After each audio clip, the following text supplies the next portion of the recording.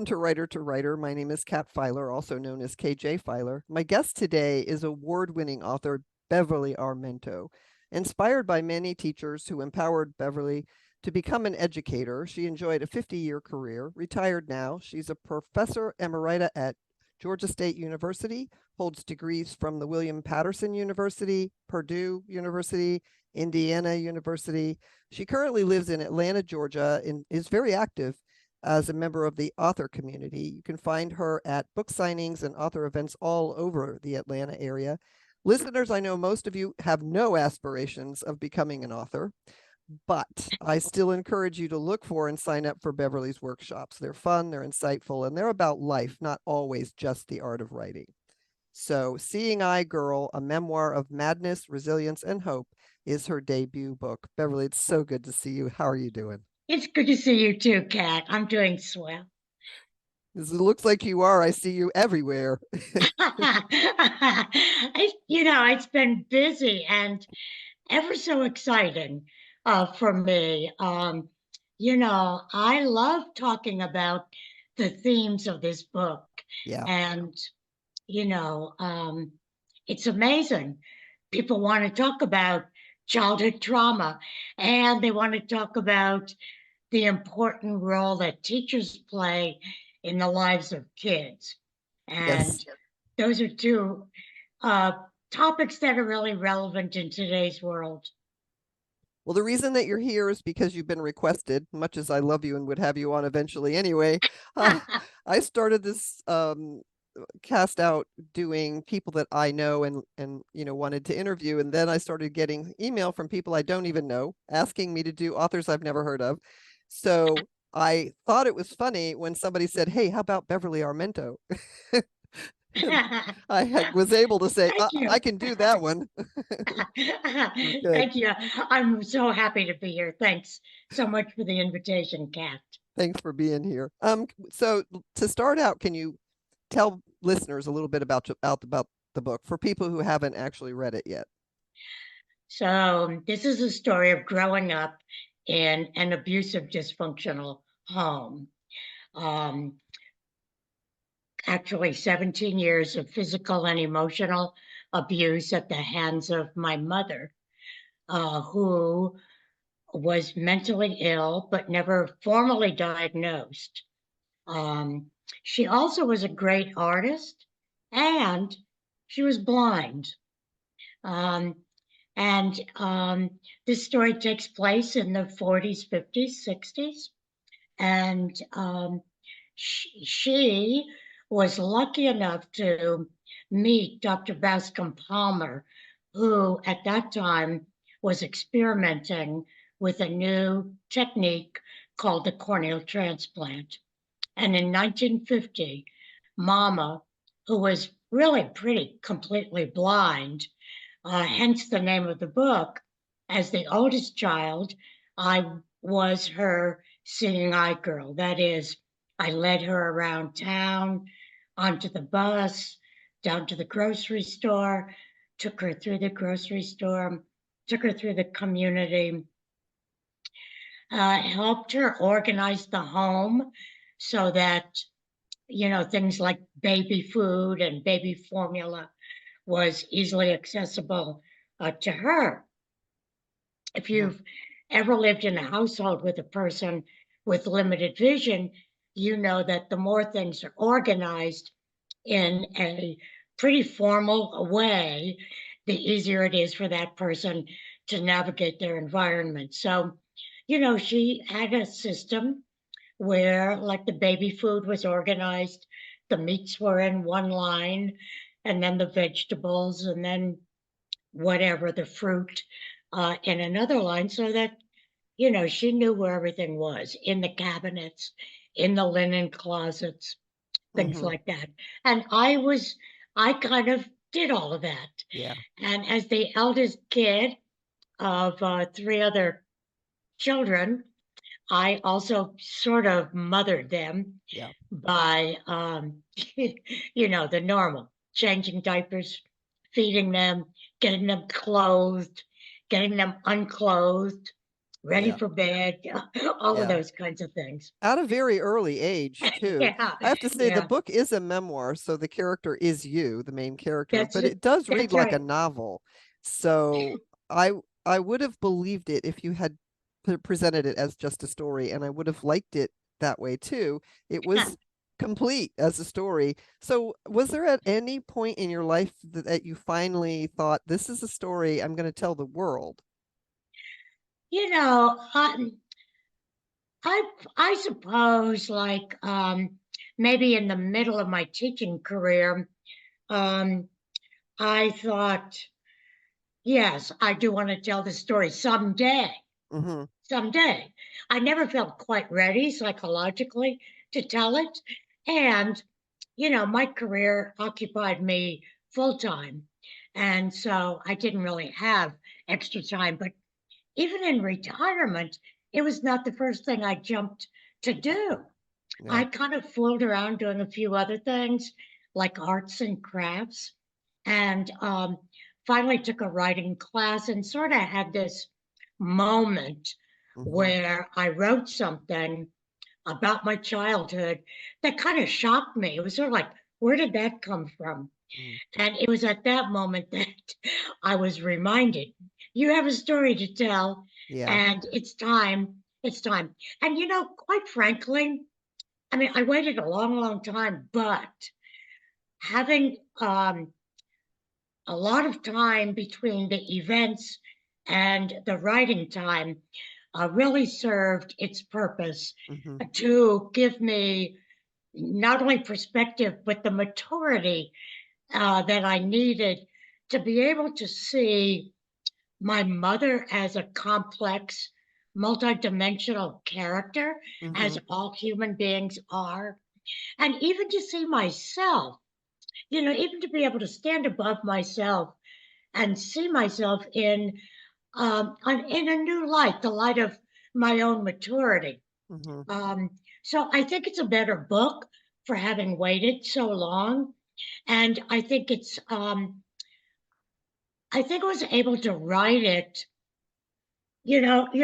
Kat, early on when I did start writing, I had to make the decision of what voice am I going to use and what tone am I going to write this in.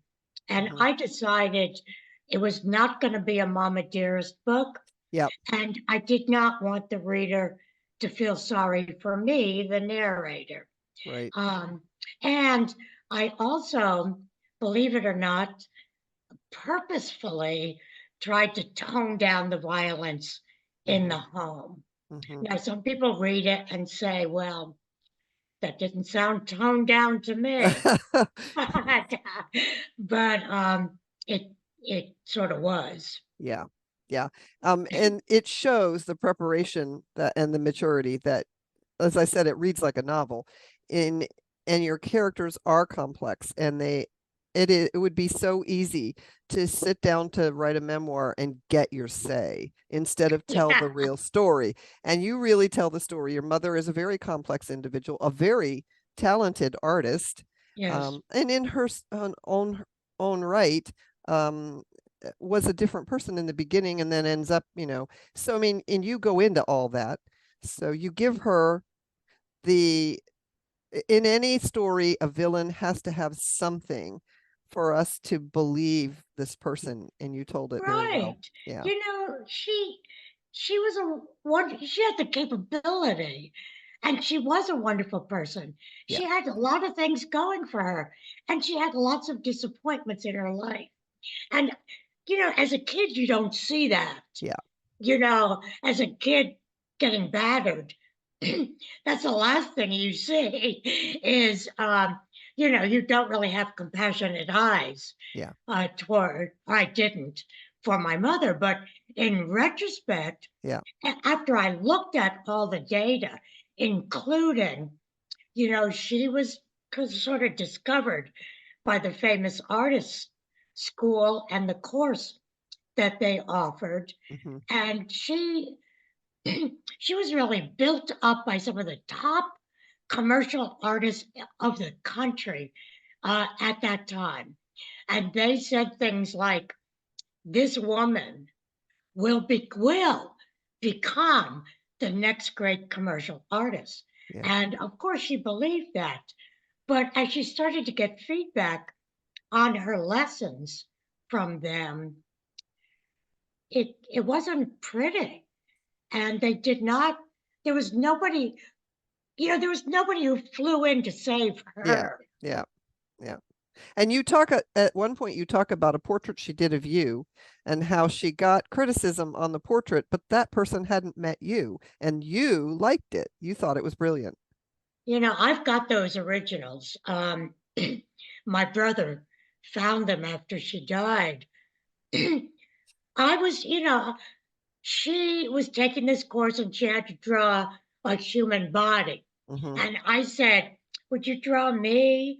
This was soon after she had both eyes, uh, uh, uh, had the surgery on both eyes. Yeah. And she had like 20/20 vision after that. So she drew me. Mm-hmm. And then she had to submit that as a lesson. And they came back with, they did like a drawing on top of her drawing. Mm-hmm. And what they did was they corrected everything. Yeah. They corrected the eyes. They corrected the shape of the face. They corrected Yeah. all of that. But, here's a woman who'd been blind for most of her life, or growing blind and then blind. She never had formal art instruction. Mm-hmm. Yeah. And you talk a little bit too, or not quite a bit, in the book about how when she regained her sight, she regained her passion for art, but she also still acted like a blind person in some respects. She still touched faces and used her senses the way someone who has been deprived of a sense would have used them for quite some time. Yes, and that's understandable as Mm-hmm. you're, this blindness is perpetuated in my family now. My one of my half brothers, actually both half brothers had the disease, and my surviving brother has two sons, Okay. one with the disease, Wow. and actually that son, my nephew, has just recently had his second corneal transplant. He's Okay. been pretty blind for a couple of years now. And so the wonder of the transplant is perpetuated in my family. Yeah. I mean, a sad disease to have, but and your mom was one of the pioneer patients where they were able to do something to restore her sight. And you said she was actually famous. She was on a number of television programs and there were a lot of things written about her. Yes, oh yes. Great magazine articles. We were on This Is Your Life um, in 1953. And yes, I mean, she had that moment of fame. It was a great human interest story. Yeah. Here's a woman who's been blind. She has 4 kids. She made most of our clothing. Mm-hmm. We were poor at that point. Um, we lived in housing projects. She made draperies. She made slip covers. Um, the woman could do all kinds of things. Yeah. Not being able to see. So Yeah. it was a great human interest story. But Um, as yeah, is but as happens, they wanted to tell it the way that it was interesting to tell. and it was mainly through her eyes because Yeah. these reporters interviewed her Yeah. and she told it from her perspective. Yeah. Yeah. Do you think that the attention that she got early on had anything to do with what happened to her later? Well, the attention, was right after we were on This Is Your Life. She started, well, her mind, I think she had this psychological break when I was 5, Okay. because from that point on, she was violent and delusional. And those conditions continued to get worse. Mm-hmm. Um, but after This Is Your Life, she started wearing these like evening gowns, Yeah. and she'd walk around the house with like a strapless uh, dress that you'd wear to a cocktail party. And her closet was full of such clothes. And I think she thought of herself as a star, as a Hmm. movie star. She had been on all these programs. She was the star, it was her life. Yeah. This is your life. Yeah. She was the feature, a woman's home companion. Her picture was like, Woman's Home Companion in those days was one of those large magazines, and her beautiful face was, like half a page. Yeah. Yeah. It was a gorgeous thing. So I think the next thing in her mind was, well, I am famous. I'm a movie star, and movie stars wear these fancy dresses. Hmm. And she did that. She went to the grocery store Yeah. in these cocktail dresses. Well, and she got the attention she sought from that too. And to listeners, I'd like to point you at and you'll look below as always. I'll put the author link, but on your author website, you have a brilliant trailer for the book. And it talks about the early years and all the good things in your life. And then it talks about that fight and how that altered everything. Could you talk to the Yeah. listeners a little bit about that? Well, it was 1946. The war was just over. My real father had been stationed, in the States because she was blind, but nevertheless, he was out of the home for a while. He was back, of course, at home. We were in Yonkers, New York. But my mother, like while he was away, had taken on a lover. Okay. And that continued after my real father, was back at home. But he then was working at nights. And so this chap continued to come over to visit Mama. And my father, I think he must have had some suspicion. I was 5, my baby sister was a little more than a year. And and my father came home and found them, and there was a humongous fight that sort of bled all over the house, Yeah. including into my bedroom where my Yeah. baby sister was also sleeping. And the fight was like all around my bed. Yeah. It was the most frightening thing. I'm 5 years old, Yeah. and these men are falling on my bed, and I scramble out and hide under the table. And anyway, it's just awful. And it ended when apparently the neighbors must have called the police, and the police are banging at the door. And that night they take both men away. And I think I was in retrospect, you don't know it then, Yeah. but I must have had post traumatic uh, shock. Um, and my mother eventually, over the next couple of days, um, things got really bad. And she just had to get rid of my sister and me. She took us on the train to Western New York, where all of her family lived, and left us with her sister, Hmm. my Aunt Lena.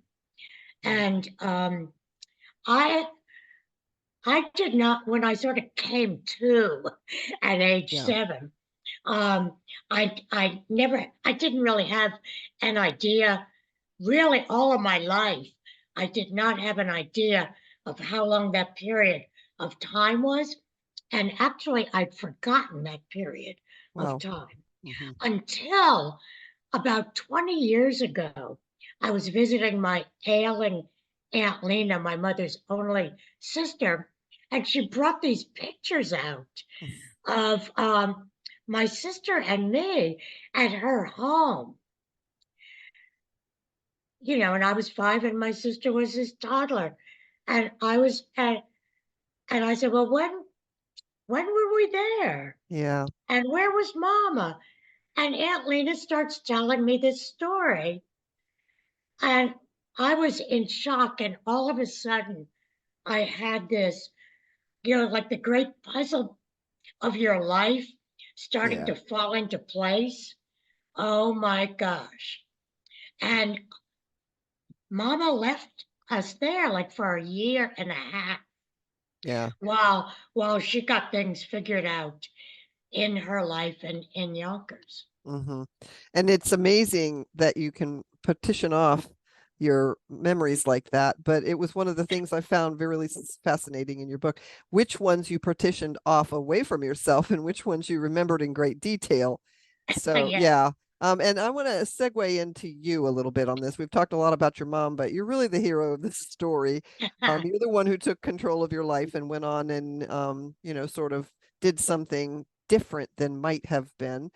So I think one of my favorite little themes in the book, and it wasn't a little theme, it was a big theme, was strong Beverly and weak Beverly. Can you talk to readers about that a little bit? Um, Early on, when the violence started, we moved to Miami after this big fight, and it was the new stepfather, this chap, Yeah. and and by that time, Mama was pregnant with his baby, uh, and so when we came back, I was 7, so Mhm. I was in school. And for me, school was my safe place, my refuge, and also church. Mhm. Um, at that time, we were going to a Baptist church, mainly because it was the only one close by. Um, but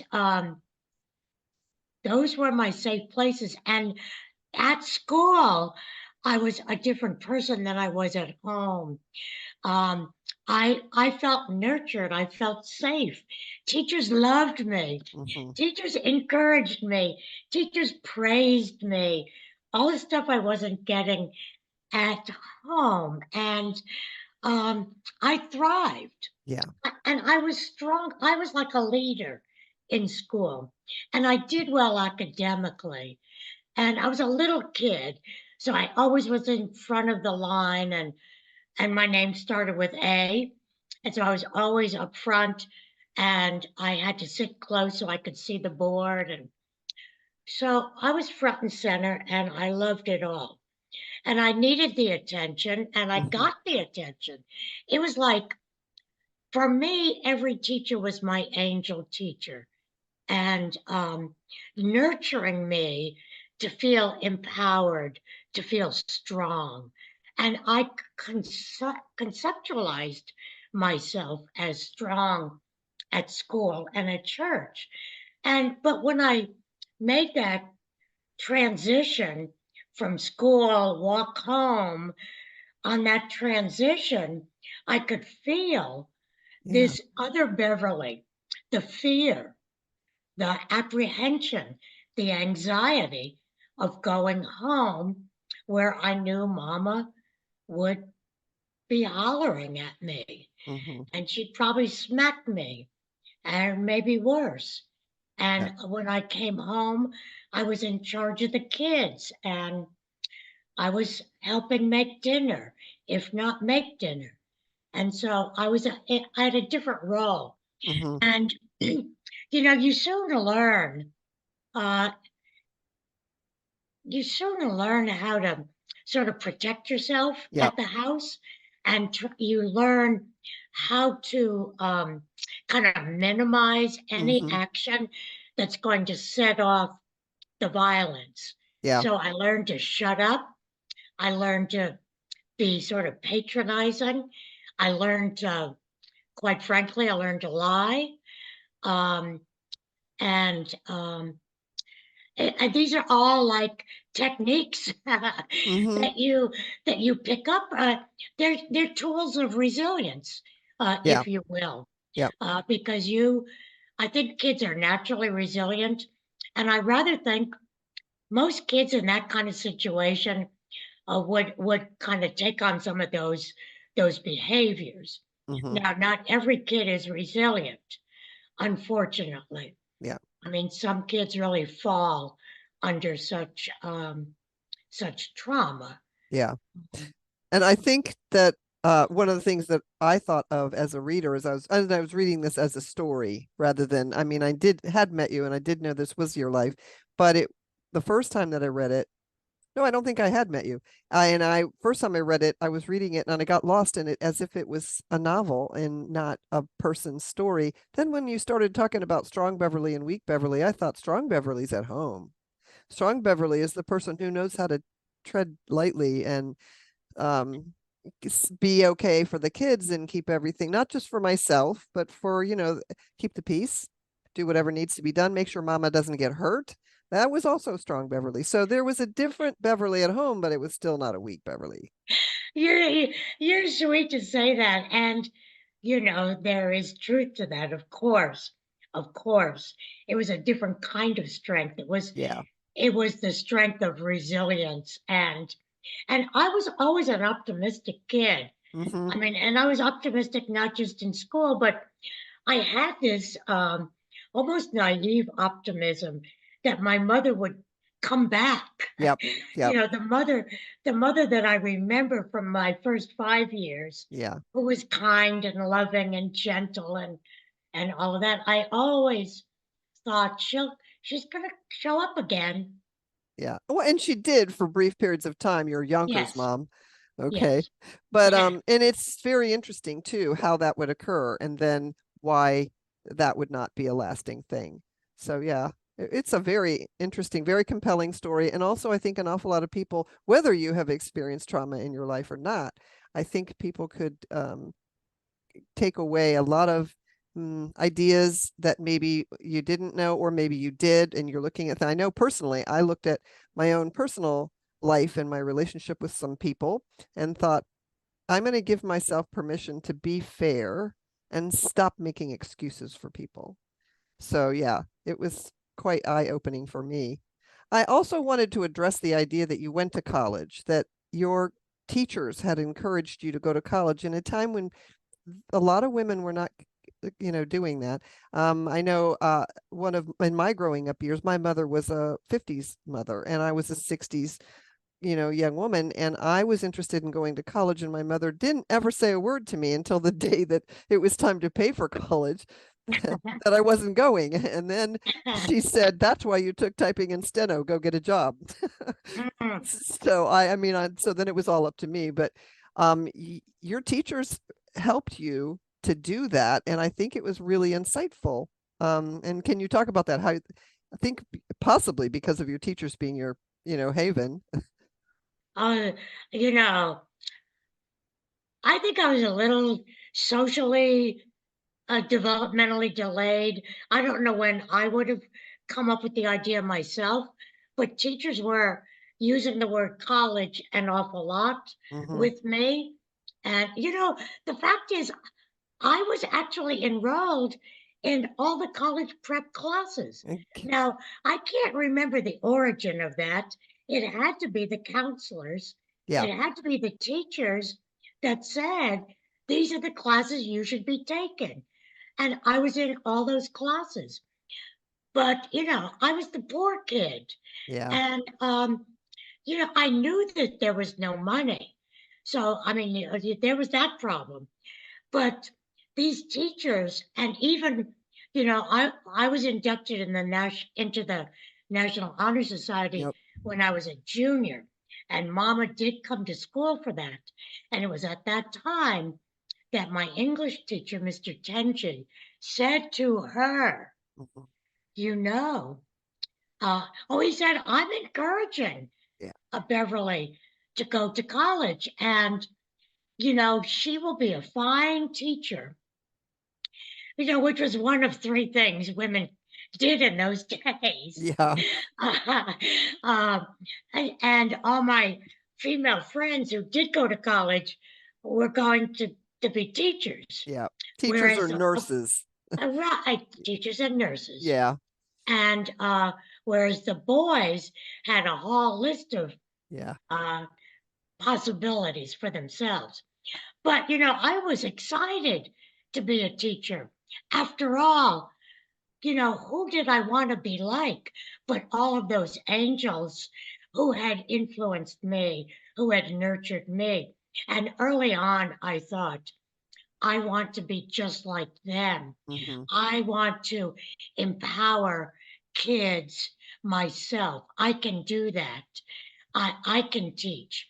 Yeah. So I was always, I mean, early on, I felt like I was on this mission Mm-hmm. to be a great teacher and to be like my angel teachers.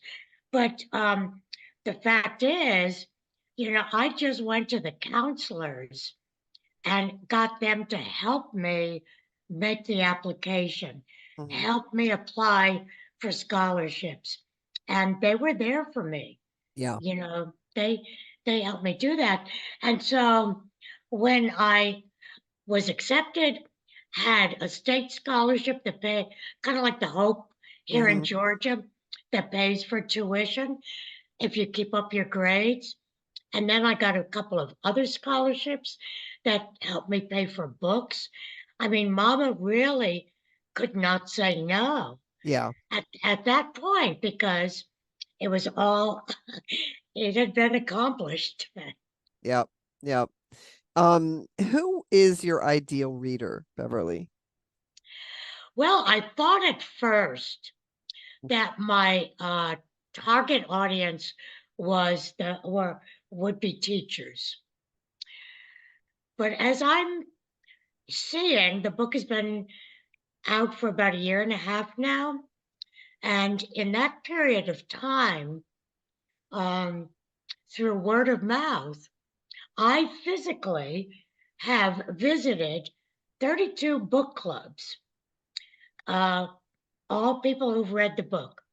These are all kinds of people. Mm-hmm. Some of them are counselors, some are nurses, some are teachers, but they're just people.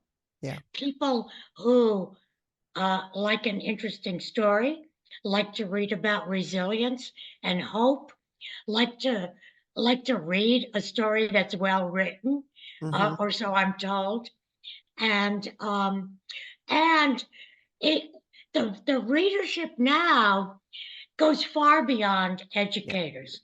Although I still want educators to read this book because it's a book that reinforces for teachers how important they really are. Mm-hmm. And they continue to be.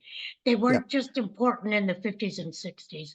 They continue to be important, not just to vulnerable kids like I was, Yeah. but to all young people. Yeah. I agree. So There's somebody in my life who wasn't my personal professor, but he was a professor. And I don't remember, we got in touch with each other somehow through the college but I've never been able to remember exactly how we got together. He yeah, recognized some talents in me and started encouraging me and arranged for things and pointed at scholarships. And oh, did you know this was available? By this time, I had kids and was married, and we were trying to figure out how I would finish my education, but that was all on us. And it's not any easier when you have children. So, um, right. but he was a great influence on me. And there were people who didn't like him. And at first I thought, I can't imagine anybody not liking him. And, he was very similar to your English teacher. He was uh, on the lookout for the Beverlys in the world who might need some help.